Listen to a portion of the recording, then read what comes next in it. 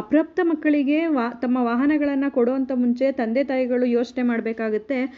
ಅಪ್ರಾಪ್ತ ಮಗನಿಗೆ ಬೈಕ್ ಚಾಲನೆ ಮಾಡಲು ಕೊಟ್ಟ ತಂದೆಗೆ ದಾವಣಗೆರೆ ನ್ಯಾಯಾಲಯ 25,000 ರೂಪಾಯಿ ದಂಡವನ್ನು ವಿಧಿಸಿದೆ. ದಾವಣಗೆರೆ ಪೊಲೀಸರು ಇತ್ತೀಚೆಗೆ ವಿಶೇಷ ಕಾರ್ಯಾಚರಣೆ ನಡೆಸಿದ ವೇಳೆ ಕಾಲೇಜು ರಸ್ತೆಯಲ್ಲಿ ಬಾಲಕನೋರ್ವ ಬೈಕ್ ಚಲಾಯಿಸಿಕೊಂಡು ಬರುತ್ತಿದ್ದ ಈತನನ್ನು ತಡೆದು ಪೊಲೀಸರು ಪರಿಶೀಲಿಸಿದಾಗ ಆತ ಅಪ್ರಾಪ್ತನೆಂದು ತಿಳಿದು ಬಂದಿತ್ತು. ಈ ಹಿನ್ನೆಲೆಯಲ್ಲಿ ಅಪ್ರಾಪ್ತನಿಗೆ ಸಾರ್ವಜನಿಕ ರಸ್ತೆಯಲ್ಲಿ ವಾಹನ ಚಲಾಯಿಸಲು ದ್ವಿಚಕ್ರ ವಾಹನ ನೀಡಿದ್ದರಿಂದ ಬೈಕ್ ಜಪ್ತಿ ಮಾಡಲಾಗಿತ್ತು. ಅಲ್ಲದೆ ಈ ಬಗ್ಗೆ ದಾವಣಗೆರೆ ದಕ್ಷಿಣ ಸಂಚಾರ ಠಾಣೆಯಲ್ಲಿ ಮೋಟಾರು ವಾಹನ ಕಾಯ್ದೆಯಡಿ ಪ್ರಕರಣವನ್ನು ದಾಖಲಿಸಲಾಗಿತ್ತು.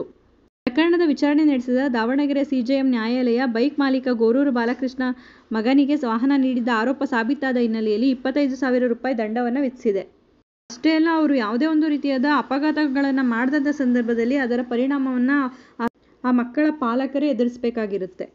ಮತ್ತಷ್ಟು ಕಾನೂನಿನ ಮಾಹಿತಿಗಾಗಿ ನಮ್ಮ ಚಾನಲನ್ನು ಲೈಕ್ ಮಾಡಿ, ಉಪಯುಕ್ತವಾದ ಮಾಹಿತಿ ಅನಿಸಿದ್ರೆ ಶೇರ್ ಮಾಡಿ. ಹೊಸದಾಗಿ ನೋಡ್ತಾ ಇರೋರು ಸಬ್ಸ್ಕ್ರೈಬ್ ಮಾಡಿಕೊಂಡು ನೋಡಿ. ಧನ್ಯವಾದಗಳು.